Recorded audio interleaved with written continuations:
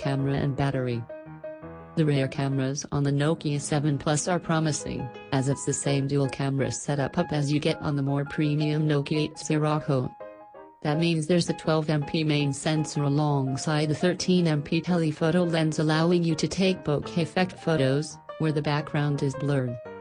On screen, and the camera app is also well stocked, with a live bokeh mode allowing you to adjust the level of background defocus before taking your shot, and a pro mode allowing you to tweak a range of settings. Round the front there's a 16MP selfie snapper too. The Nokia 7 Plus promises excellent battery life from its 3,800 mAh power pack too, with 2 days from a single charge being quoted.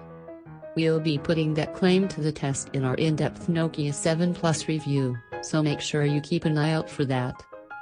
Performance and interface. With a Snapdragon 660 chipset and 4GB of RAM under the hood, the Nokia 7 Plus is well equipped in the power department. We found apps opened quickly and general navigation was smooth when moving around the Android 8 Oreo interface. Nokia has signed up all its new phones to Android 1, which guarantees the handset's Google's next 2 major dessert updates as well as 3 years of security updates. It means that the Nokia 7 Plus has a solid lifespan ahead of it. This also means you get the stock version of Android, as Google intended it, giving you a clean and fuss-free interface without any skin on annoying pre-installed apps getting in the way.